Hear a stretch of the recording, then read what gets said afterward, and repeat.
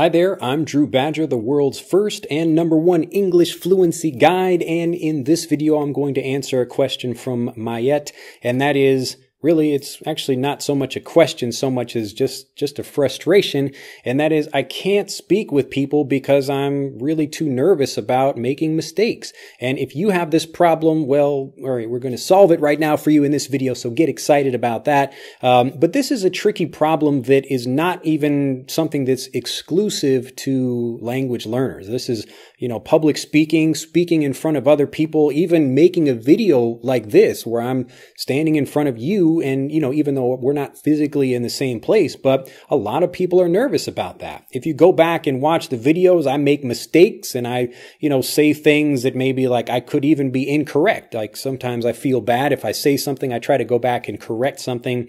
But if I make a mistake in a video, because hey, I'm human and, even a teacher, even an English fluency guide that can go out and try his best to make sure everything is understandable, it could always be better. So I have that same level of perfectionism, but here's how I deal with that as well. So I also have people that worry about being perfect or worrying about how they can express themselves, but they don't want to make any mistakes.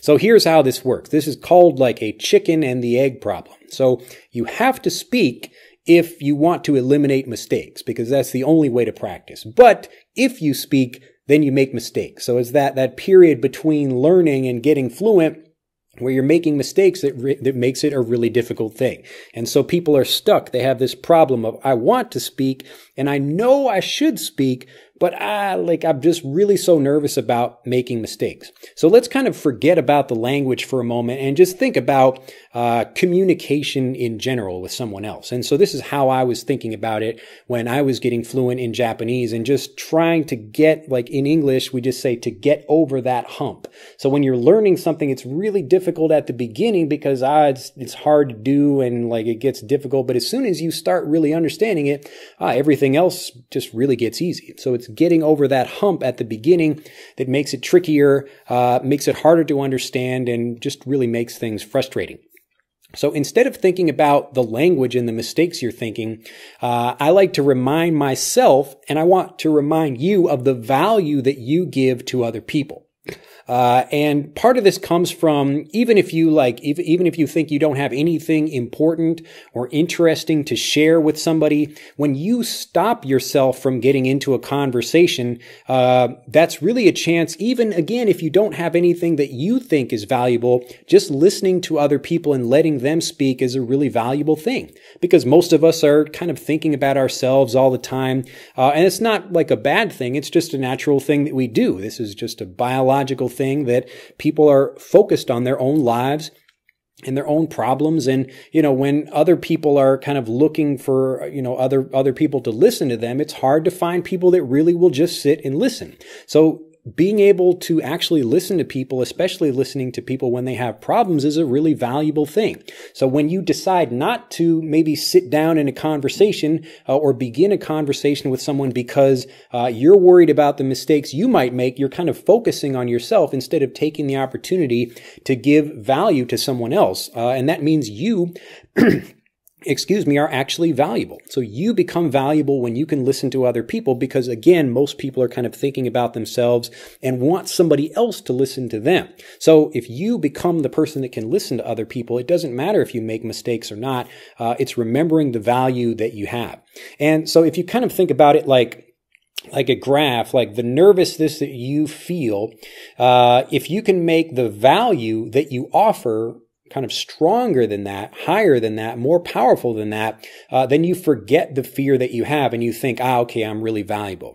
So in the one of the guides that we offer learners is about how to speak confidently. And we talk about the different steps that you need to take in order to become a confident speaker.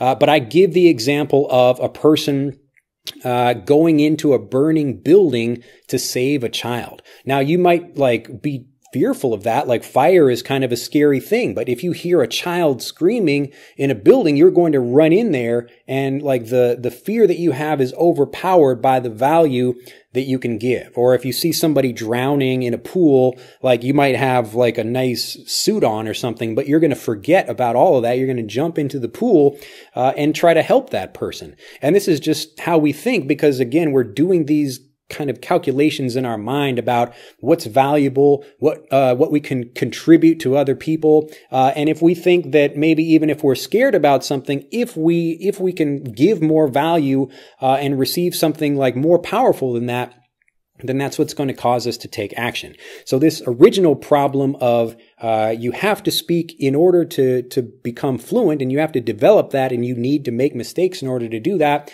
So this problem becomes solvable if you look at it in a logical way and just think like, wow, like if I get into a conversation with someone, I can really give a lot of value. And that value that I can give that other person, even if I'm just listening. So even if you don't speak very much, the first step is just to get into a conversation, to not be nervous about that, because you have value to give even if you don't say anything. So if you get into a conversation like, okay, I'm just going to like, this person looks kind of sad. Maybe my speaking ability isn't so great, but I can listen to that person and understand what they say and just think like, yeah, I'm here for you. I'm giving that other person value. And so beyond that, especially if you have something valuable to teach or to share with other people, then that's even better. That's even more value you can give to someone in a conversation. So if you see someone that has a problem, like not only are you just trying to be helpful and supporting that person, but you might even have the solution to that. So a perfect example is right here with these videos. If you go back and watch the original videos on this channel a couple of years ago, they didn't have my face because I was a little bit nervous about that. Now I have no problem at all because I've developed the habit of being able to do it. I can speak in front of crowds of people, and that doesn't matter to me either because I think about the value that I'm giving to people more than any nervousness I think about, like when I get in front of people and think, oh no, like what will they think about my making a mistake or something or whatever. They're not there for that. They're there to get some information, just like you're not here, right? Like to like watch me make a mistake. You are here to get information that will help you in your own life.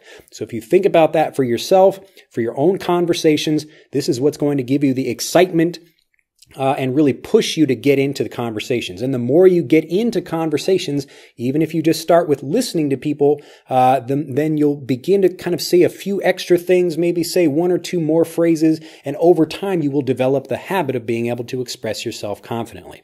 So if you have the problem of getting into conversations and you're nervous because you don't want to make a mistake, this is how you do it. Remember the value that you give to other people, and that's what's going to help you get fluent. Anyway, remember that you're always trying to develop habits, and that like the more you can push yourself, the more you kind of maybe even have to like trick yourself with the way you think, just to push yourself in. Whatever you can do that will help you get fluent, you should take that action. And again, it's really a good thing. It's a positive thing you should be doing because you really do have value to give to other people, even if you're not such a great speaker yet. Well, that's it for this video. If you have liked it, do click that like button, become a subscriber to the YouTube channel, and do share this with other people that you know maybe that they also struggle with these same problems of like, how do I think? How do I express myself? Because I'm nervous. If I make a mistake, other people will laugh at me, and like they're thinking about all those things. But if you remember the value, like any bad feeling that you might get from somebody laughing at you, there's much more value that you can give to the world and that you can receive as well just by listening to other people. So go out and practice. And if you have more problems with your confidence, you'd like to learn more about that, you can click on the link in this video to take our free English fluency quiz. It will tell you exactly what you need to do, the specific steps you need to take if you want to learn more about confidence, or if you'd like to improve your listening or improve your pronunciation, all of the different things you can help you with at EnglishAnyone.com. So click on the link in this video to take that free fluency quiz, and I will see you in the next video. Bye-bye.